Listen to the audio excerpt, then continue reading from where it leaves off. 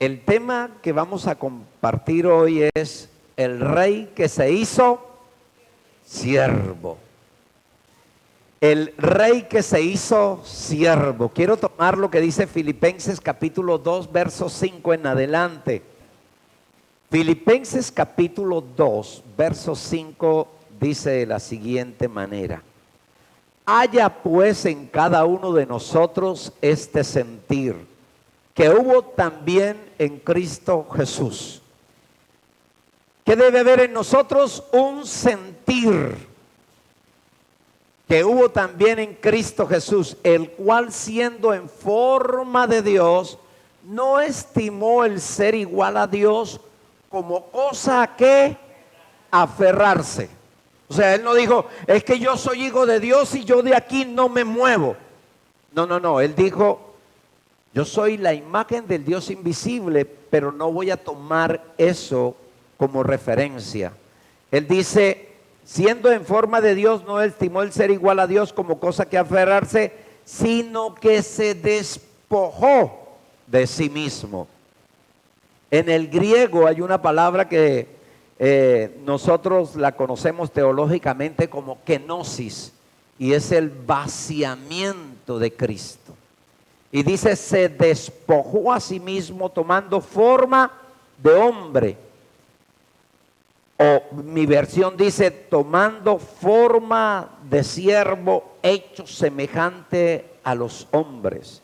Y estando en la condición de hombre, se humilló a sí mismo, haciéndose obediente hasta la muerte de cruz.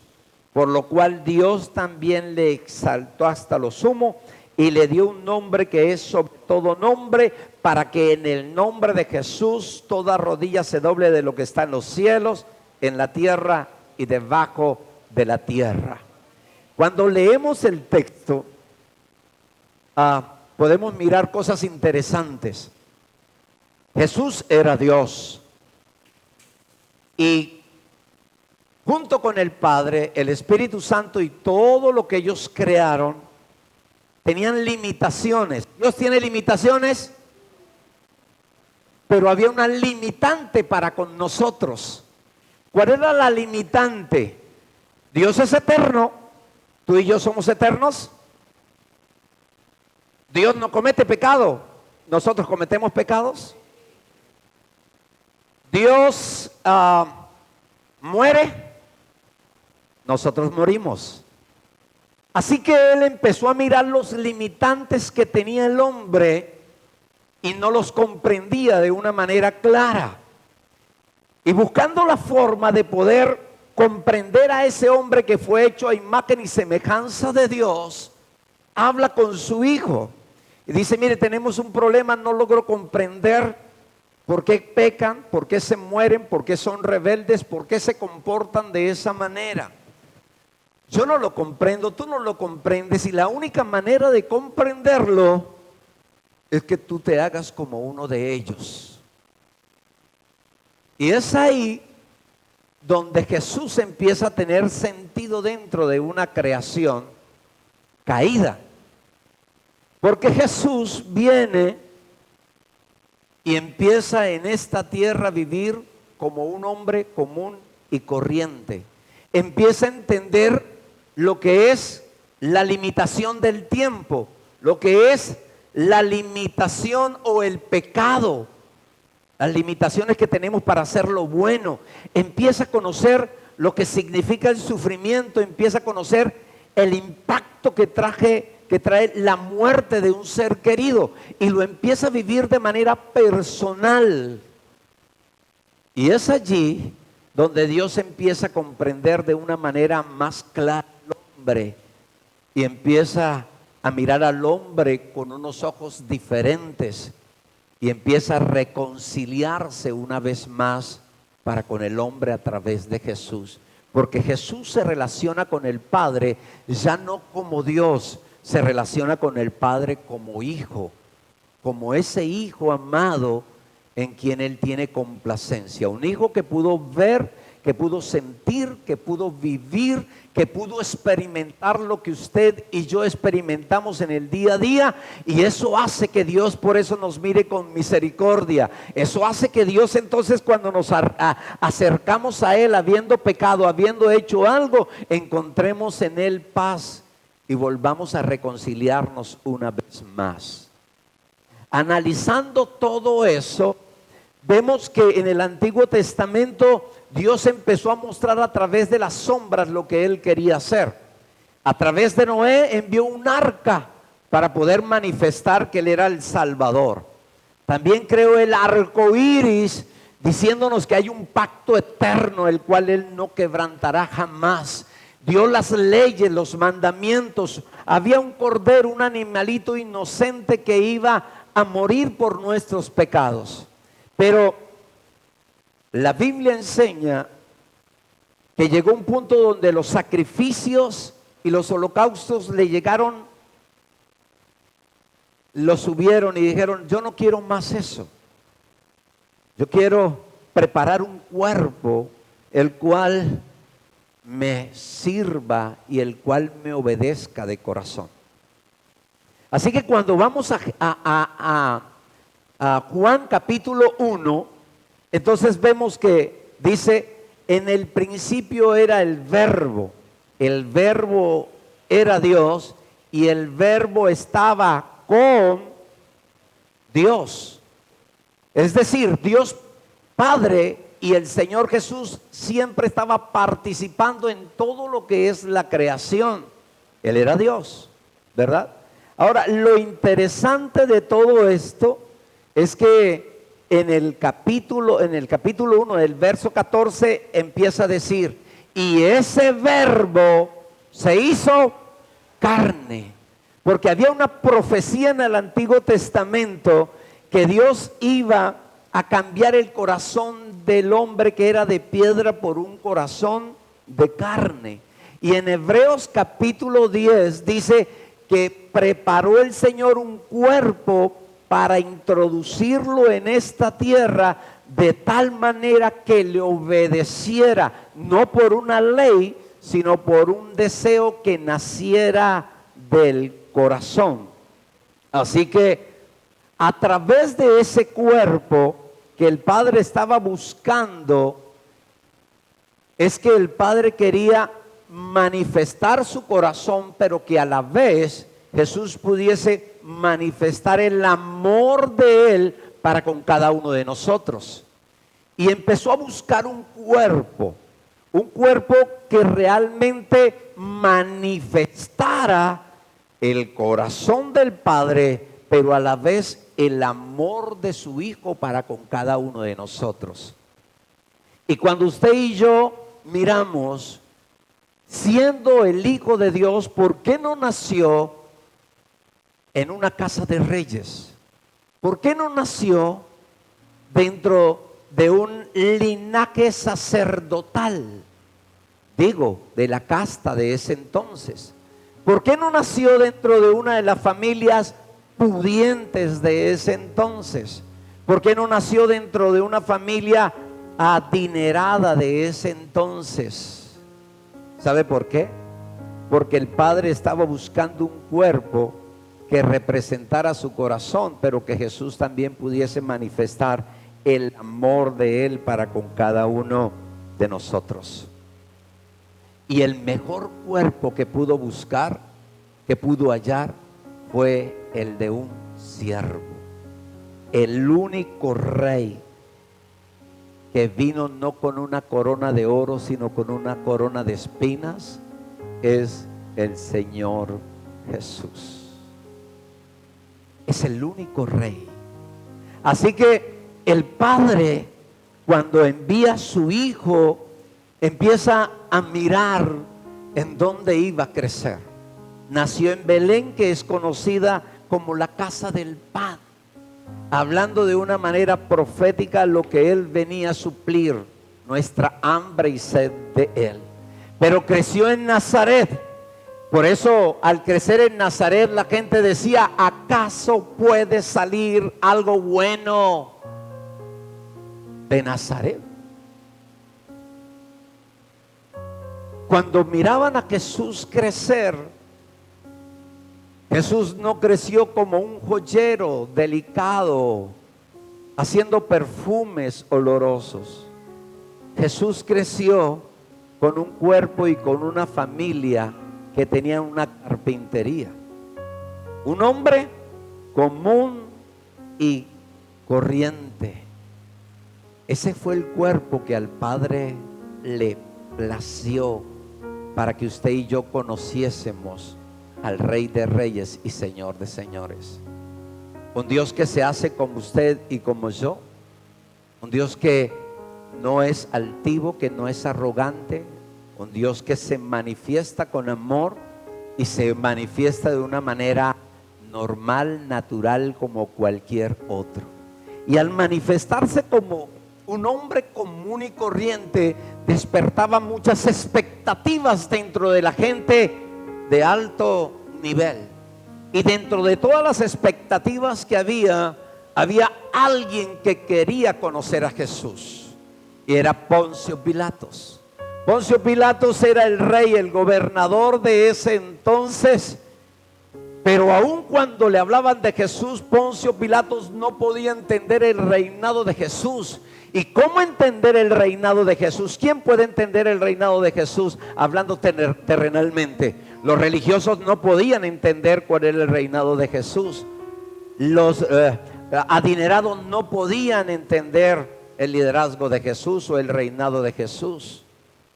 Tampoco los intelectuales del día de hoy no pueden entender el reinado de Jesús. ¿Cómo entender que un rey se haga siervo? ¿Cómo entender que un rey tenga corazón de siervo? Eso a nosotros no nos cabe en nuestra cabeza. Así que Pilatos anhelaba conocer al Señor Jesús. ¿Por qué?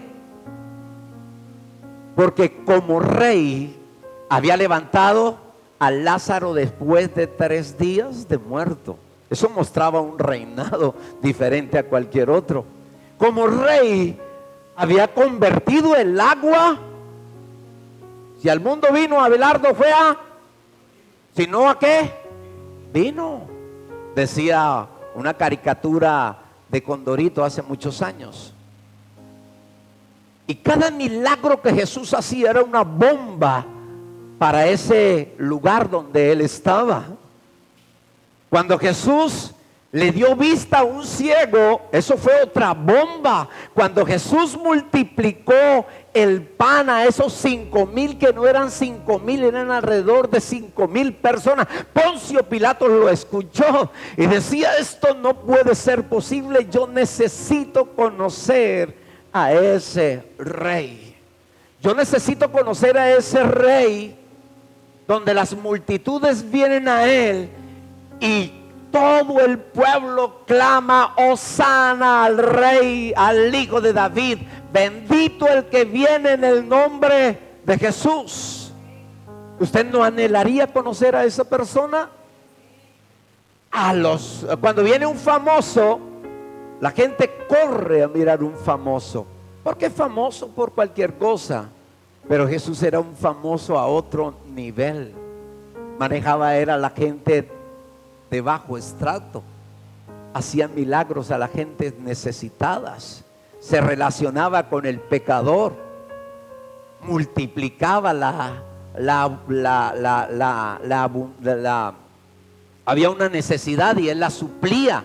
O sea, era otro nivel. Era un rey que no podían comprender los que estaban por allí. Así que cuando entra a Jerusalén y es tomado preso, él ve la oportunidad de poder hablar con el Señor Jesús. Y la oportunidad se la da los religiosos de la época y se lo traen al frente. Cuando lo traen al frente, se queda mirándolo y le dice: ¿eres tú rey? Y es interesante porque él le pregunta que si él es rey, porque Poncio Pilatos estaba vestido con ropas reales, pero Jesús estaba vestido como siervo. Poncio Pilatos tenía una corona, pero Jesús tenía una corona de espinas. Y a Pilatos no le parecía que fuese un rey. No tenía apariencia del rey. Porque los reyes de todas las épocas usan a la gente para su beneficio. Pero Jesús era usado para el beneficio de la gente. Los reyes y los gobernantes envían la gente a morir por ellos, pero el Rey Jesús vino a morir por la gente. Los reyes y los mandatarios se hacen ricos a través de la gente, pero ese rey se hizo pobre para enriquecer a la gente. Poncio Pilatos no lo podía comprender, no le cabía en la cabeza. Por eso Jesús tuvo que venir como siervo. Fue el mejor cuerpo que el Padre pudo buscar dentro de todos los cuerpos para manifestar su amor y para manifestar su corazón con cada uno de nosotros. Ahora, ese verbo, esa palabra, está buscando un cuerpo donde Él pueda hacerse carne. Pero ese cuerpo no puede ser como el de Poncio Pilatos, que era arrogante, prepotente, altivo, ¿verdad? Que se creía más que todos los demás porque tenía un cargo. Jesús está buscando un cuerpo que lo represente a Él y que represente el corazón del Padre y que Él pueda manifestar su amor a través de ese cuerpo. Porque Él quiere formar en usted y en mí una iglesia que represente el corazón del Padre, pero también que manifieste el amor del Señor Jesús. Mire, usted y yo, la gran mayoría de veces cuando nos mostraban a Jesús, nos mostraban a un Jesús lejano. Y yo recuerdo y estaba recordando que lo que yo conocía de Jesús era un Jesús en una cruz, clavado, muerto, durante 360 días. Porque en 5 días a ese Jesús tenían el privilegio de bajarlo, tenían el privilegio de caminarlo por unas calles, tenían el privilegio de sepultarlo, y después de sepultarlo decían que resucitó, y la próxima vez que lo volví a ver estaba otra vez crucificado. Nos presentaron a un Jesús totalmente lejano, el cual no es el Jesús de la Biblia, porque el Jesús de la Biblia se relacionaba con la gente, hablaba con la gente normal. El Jesús de mi Biblia era un Jesús que no estaba en los templos, y a nosotros nos dicen que hay que ir a buscar al Señor en el templo, cuando el Señor Jesús está en las calles, está en las ciudades, está en su casa y quiere habitar en cada uno de nosotros para poder hacer de usted y de mí una iglesia maravillosa y poderosa. Ese es el Señor Jesús. Jesús, el Rey que se hizo siervo, ese Jesús es el que en realidad ha hecho de usted y de mí un templo. Cuando usted mira la Escritura, dice que usted y yo somos piedras vivas, donde Él empieza a edificar un nuevo templo. templo, pero para edificar un nuevo templo en su vida y a través de la vida de nosotros a otras personas, necesitamos entender que tenemos que tener un corazón de siervo y un corazón lleno de amor como el del Señor Jesús. A veces creemos que ser siervo es tener un diploma colgado en la pared que dice título en teología y le decimos siervo del Señor. A veces creemos que ser siervo es hacer parte de una denominación y eso es ser siervo de Dios. A veces algunos creen que ser siervo de Dios es tener una credencial, pero mire, ser siervo de Dios no tiene nada que ver con lo exterior. Ser siervo de Dios tiene que ver con lo que emana del corazón. Eso es ser siervo de Dios. Es tener un corazón único y entregado para Él. ¿Sabe por qué? Podemos tener muchos títulos, pero ningún título de esos va a respetar el diablo si nosotros no tenemos un corazón rendido a Él. El único título que conoce y que respeta el Satanás es cuando ve un corazón de siervo rendido al Señor. Ese es el único título que Él entiende y que Él puede respetar. Pablo describe esto de una manera maravillosa. Está en Efesios capítulo 4 verso 13, dice: hasta que lleguemos a la unidad de la fe.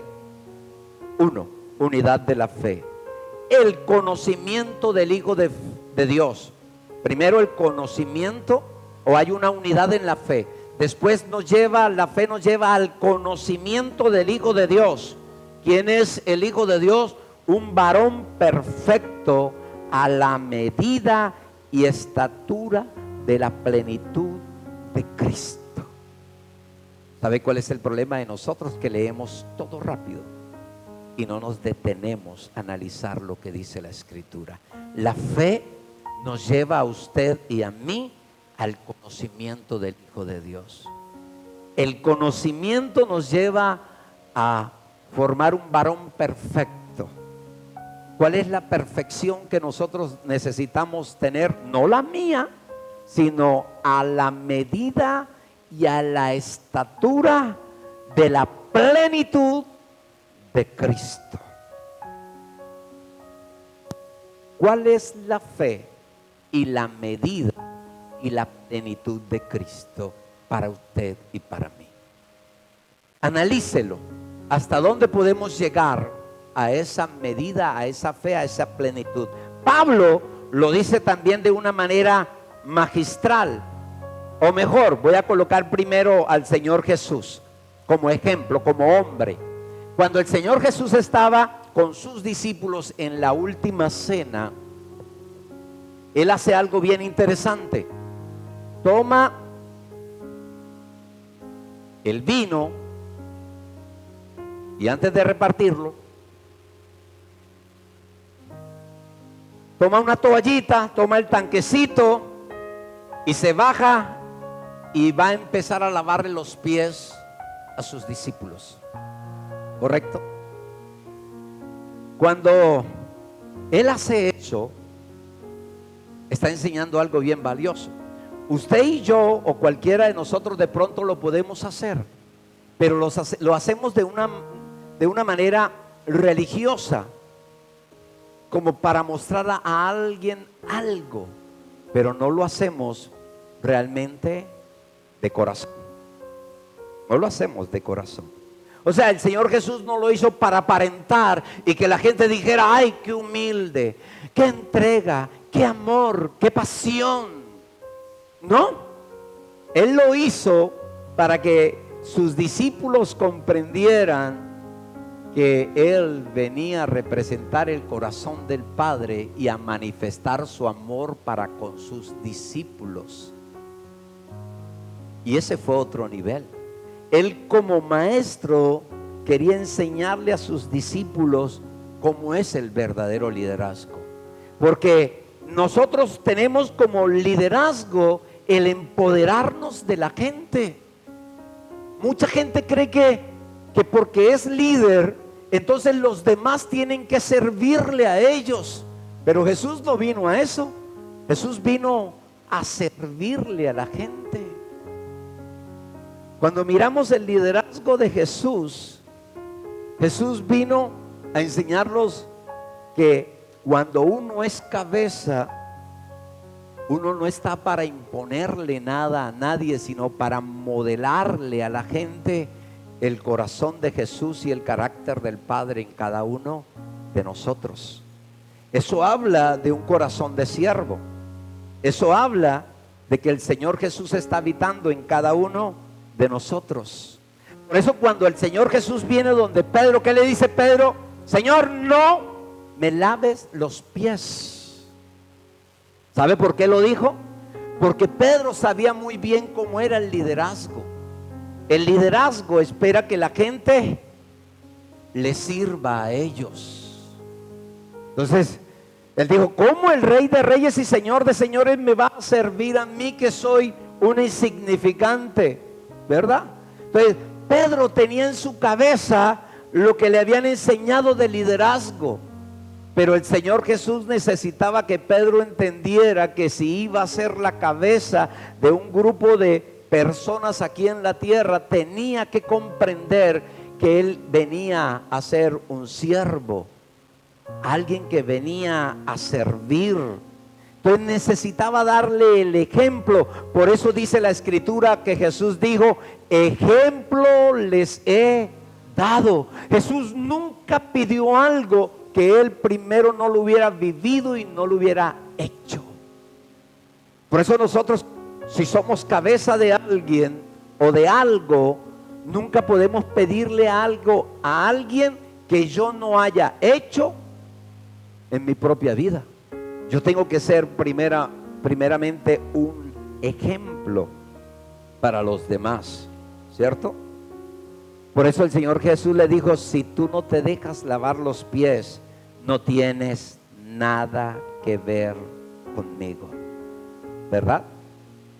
Lo que ha respaldado a los hombres de Dios desde el principio, desde que vemos la Biblia hasta el día de hoy, lo que ha respaldado a esos hombres de Dios es que han tenido un corazón de siervo.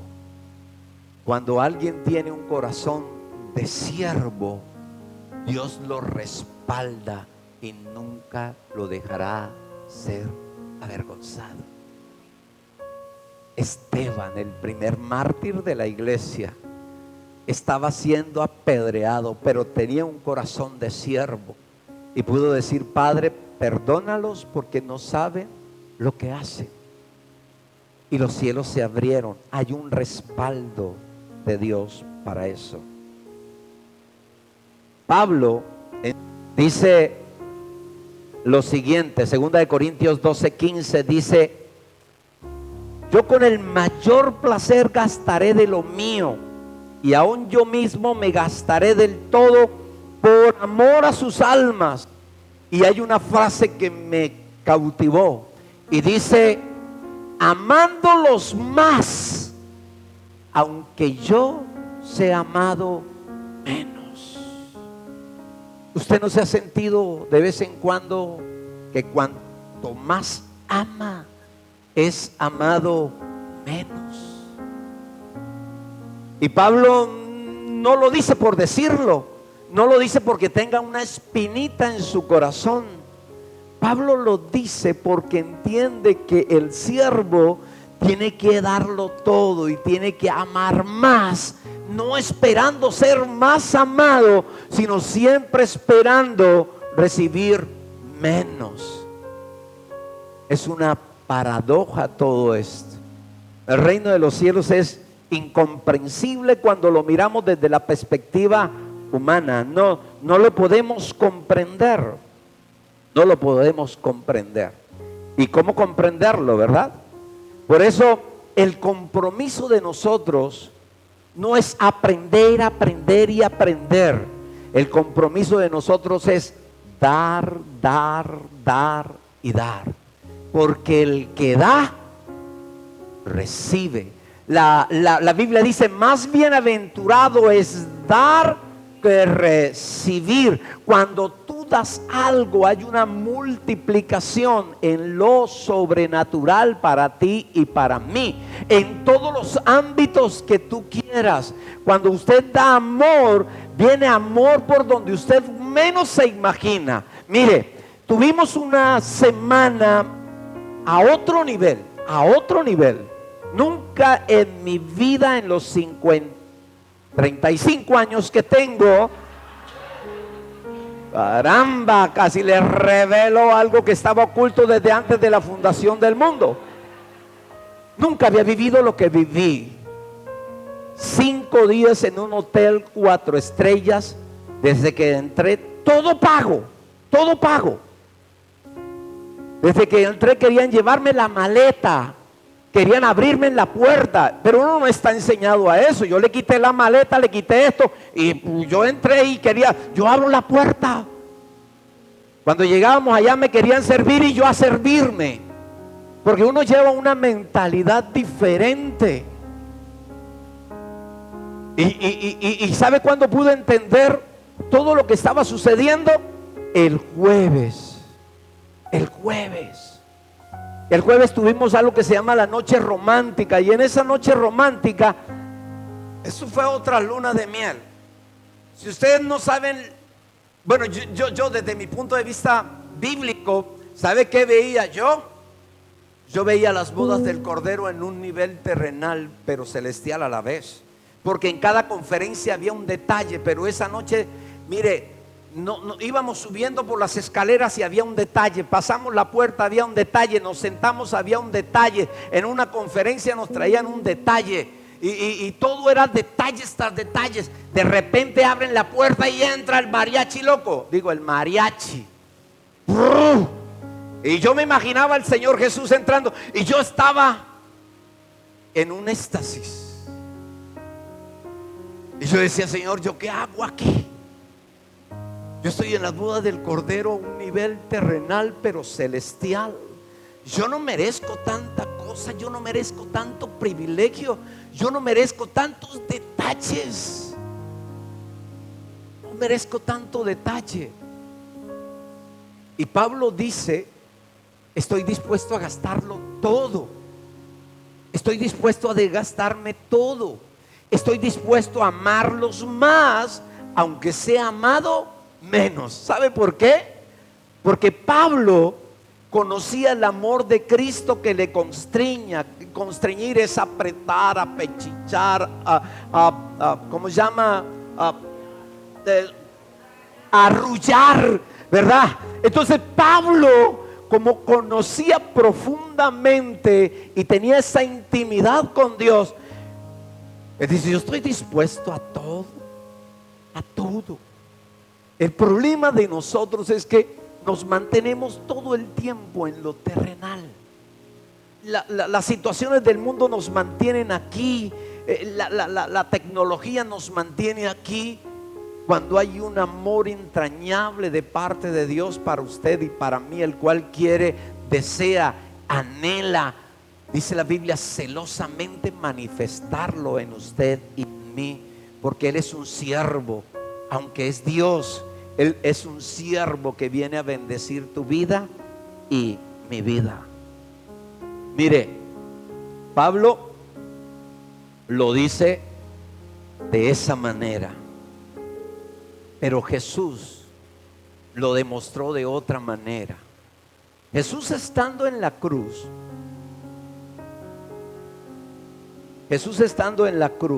conquistó la muerte y conquistó el Hades, pero para conquistarlo tuvo que sufrir desprecios, latigazos, cachetadas, una corona de espinas.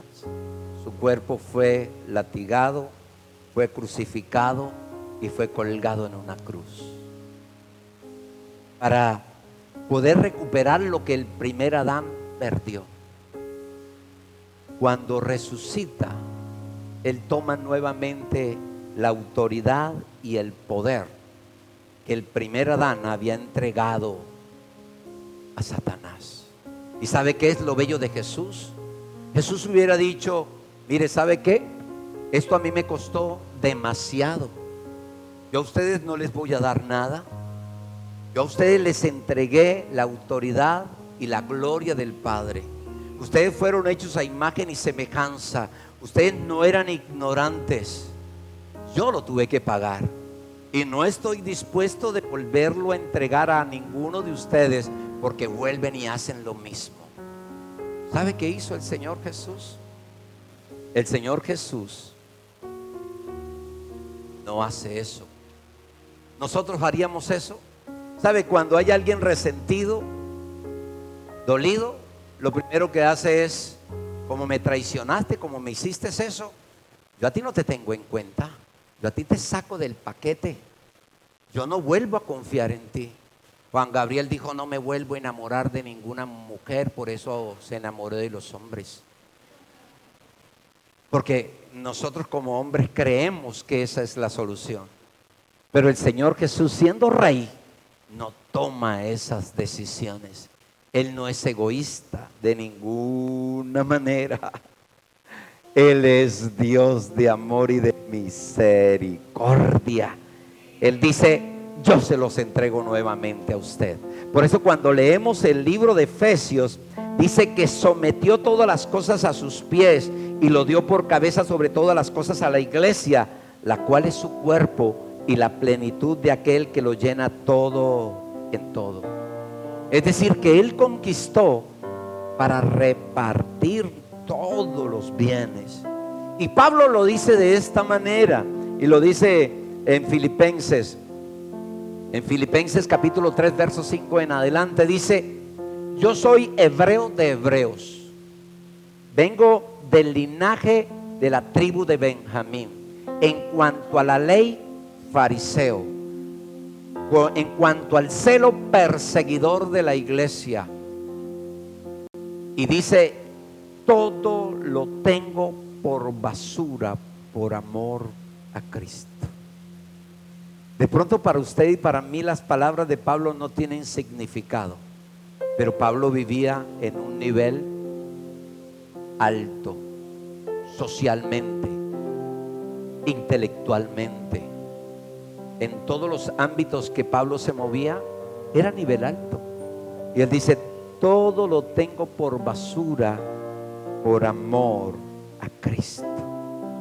Y eso es otro nivel. Es decir, Pablo se estaba vaciando él mismo. Estaba haciendo lo mismo que hizo Jesús, entregando todos sus títulos por conocer y experimentar ese amor que es en Cristo Jesús. Por eso después en Filipenses capítulo 2 verso 1 y 2 dice: si hay alguna consolación en Cristo, consuelo primero. Después dice: si hay un consuelo de amor, el consuelo tiene que venir acompañado de algo. Y Pablo dice: un consuelo de amor. O sea, el amor afianza a alguien que necesita consuelo. Pero yo le digo: ay, sí, qué lindo, yo quiero consolarte. Pero cuando las palabras llevan amor, eso consuela. Dice: si hay una comunión en el Espíritu, entonces no es solamente amor, sino el amor tiene que estar conectado con el Espíritu Santo de Dios. Y si hay algún afecto entrañable, si alguna misericordia hay en cada uno de nosotros, mire lo que dice: completa mi gozo, sintiendo lo mismo, teniendo el mismo amor, siendo unánimes, sintiendo la misma cosa. ¿Por qué Pablo dice eso? ¿Sabe por qué? Porque podemos hacer muchas cosas para el Señor con un corazón incorrecto. Podemos hacer muchas cosas para el Señor, pero con un corazón incorrecto. Podemos tener un cartón de pastor y no tener un corazón de pastor. Yo puedo tener una credencial de evangelista y no tener un corazón de evangelista. Yo puedo ser un adorador y no tener un corazón de adorador. Entonces Pablo dice, sintiendo lo mismo, o sea, que haya una unanimidad en todo eso, ¿verdad? Eso es lo que Pablo está diciendo. Ahora, Pablo dice, nada hagan por vanagloria, ¿cierto? No hagamos las cosas para que los demás me vean, ni por envidia, ni por celo. ¿Por qué dice esto? Porque lo que hacemos para el Señor no define lo que usted y yo somos. Se lo repito, lo que usted y yo hacemos para el Señor no va a definir lo que somos en el Señor. ¿Por qué? Porque podemos hacer muchas cosas para el Señor, pero el Señor no está haciendo nada en nosotros. Se lo repito, podemos hacer muchas cosas para el Señor, pero el Señor no está haciendo nada en mí. Y es ahí donde el Señor se queda sorprendido con la hipocresía que tiene el ser humano. Nosotros los seres humanos, mire, somos especialistas en la hipocresía. Especialistas.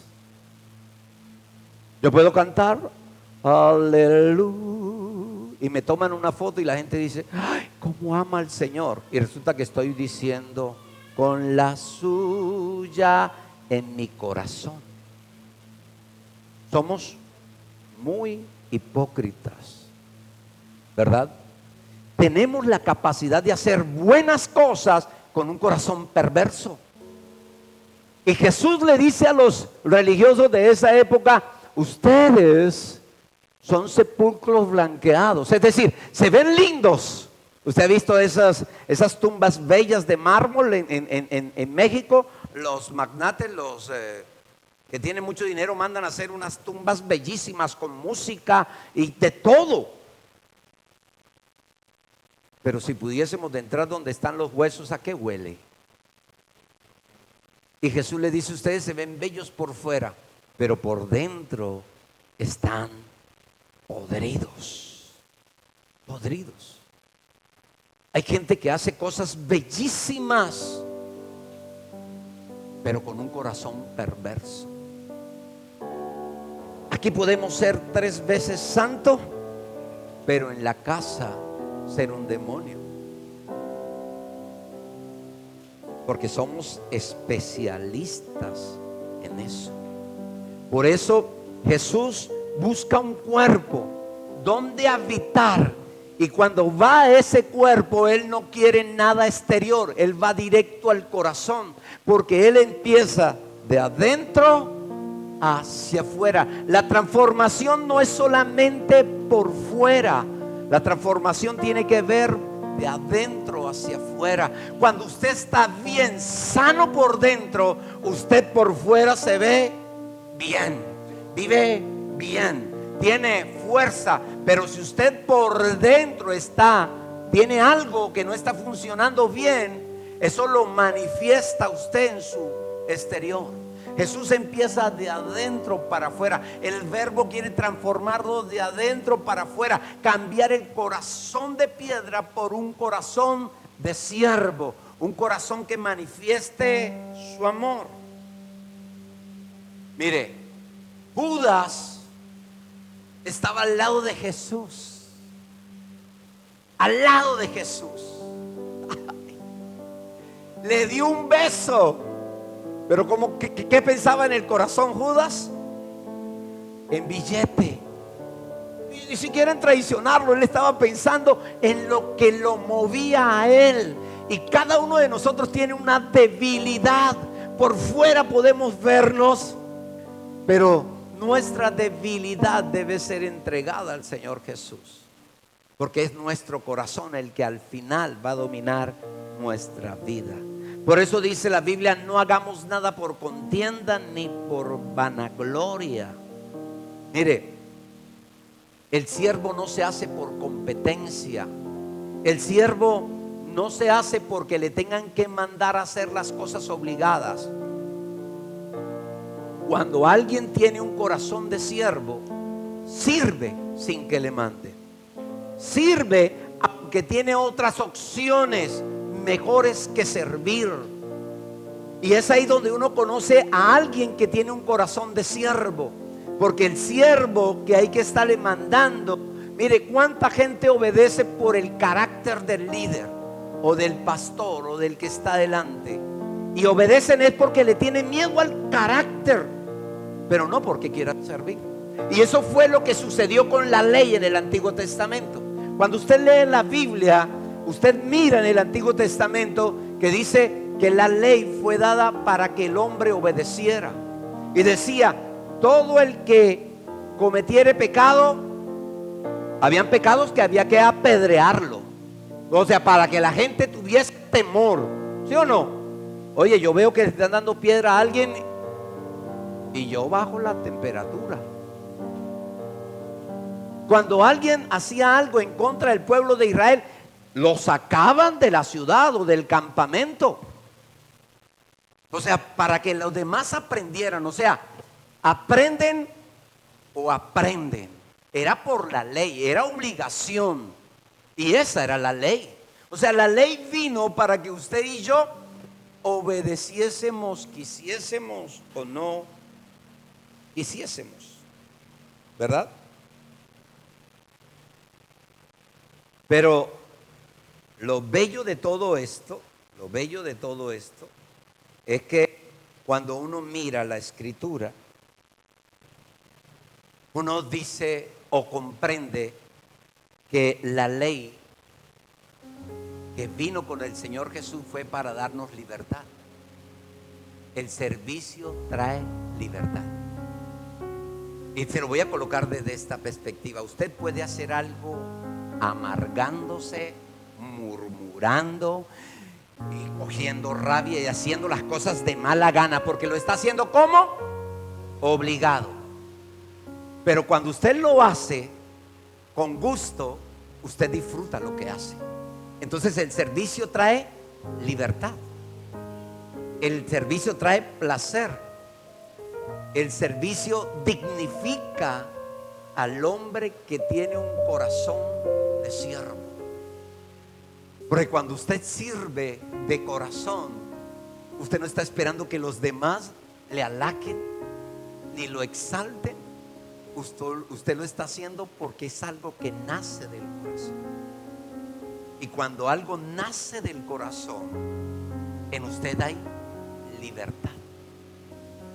Por eso Jesús fue el hombre más libre en el universo, siendo hombre. Porque todo lo que hacía, lo hacía por amor. Porque tenía un corazón de siervo y estaba manifestando el amor de un padre, el cual está dispuesto para bendecirnos a cada uno de nosotros. Mire, la profecía decía que Dios iba a cambiar el corazón del hombre, que era un corazón de piedra, para transformarlo en un corazón de carne. Cuando viene el Señor Jesús, hay un nuevo pacto. Y Él dice en Hebreos 10, yo pondré mis mandamientos en su corazón. En su corazón. Ya no será algo externo como la ley que le entregaron a Moisés, sino que será algo interno que emana del corazón de Dios. Es decir, cambia de adentro hacia afuera. Por eso los mandamientos no producen obediencia. Los mandamientos producían de una u otra manera esclavitud.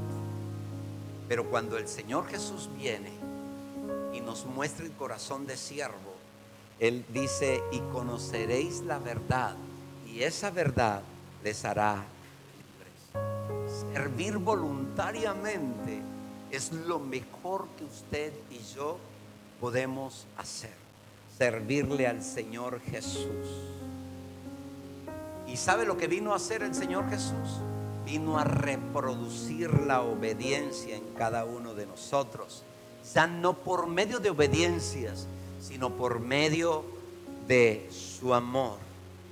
Por eso Filipenses 2:4 dice: no mirando cada uno por lo suyo propio, sino cada cual también por lo de los demás. Yo no debo mirar solamente lo mío, debo mirar para los demás. Y es algo que yo trato de aplicar. Mire, si usted cree que está viviendo una vida difícil, si usted cree que su vida es un desastre, si usted cree que su vida y su familia es un desastre, visite otro lugar, vaya a otra casa, converse con alguien y verá que ese alguien tiene un problema más grande que usted, tiene una necesidad más grande que usted, vive más aflicciones que usted. Y entonces yo digo: Señor, gracias porque yo soy bendecido. Gracias, Señor, porque yo soy próspero. Gracias, Señor, porque tú me has guardado.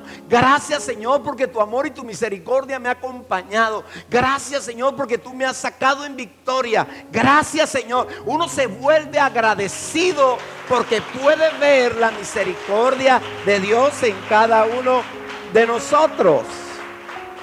Claro que sí. No crea que su vida es la peor vida. Usted tiene mejor vida que cientos y cientos y millones de personas. Millones de personas.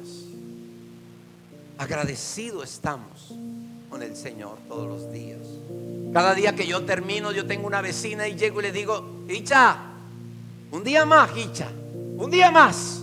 Gloria a Dios. Hay victoria en el día de hoy. Mañana es otro día, Hicha. Ya es más anciana y me dice: así es, pastor. Un día más de victoria. Conquistamos lo de hoy. Mañana miraremos lo de mañana. Esa es la actitud. Y Jesús vino a eso. El Señor Jesús demostró el valor que usted y yo teníamos. Y con esto termino. ¿Sabe cómo lo demostró? Muriendo en la cruz. Juan trató de buscar la palabra más adecuada para poder decir cuánto nos ama Dios. Y en Juan 3:16 dice: porque de tal manera. Y él trató de colocarle una cifra, trató de colocarle algo alto, algo ancho, y empezó a mirar, a buscar algo que pudiese comparar el amor de Dios. Y él dijo: no encuentro nada, la única palabra que me sale es de tal manera. De tal manera nos amó. Él nos valoró a usted y a mí por encima de su propia vida. Y eso se llama corazón de siervo. Él dice: nadie tiene más grande amor que aquel que da la vida por sus amigos, ovejas, como usted lo quiere llamar. Nadie. Por eso ese verbo el día de hoy está buscando gente común y corriente, del vulgo, común y corriente, o de lo vil y menospreciado, como dice la Escritura, para venir a habitar o a morar en cada uno de nosotros. Ese verbo está buscando a personas que cree que no son, pero para él son, para morar en esa persona.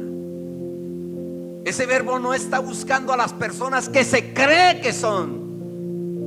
Él está buscando a las personas que no saben que son y que necesita que ese verbo venga a morar en cada uno de ellos. Ese es el mismo de ayer, hoy y por los siglos de los siglos. Su amor no cambia. Lo que cambia o lo que ha cambiado es nuestra relación con Él. Se nos olvidó la pasión cuando conocimos al Señor. Las situaciones del mundo han ahogado la pasión, pero la pasión de Él arde por usted y por mí igual. Nos sigue amando con el mismo amor eterno que nos ha amado. Nos sigue mirando con los mismos ojos de amor con que nos ha mirado.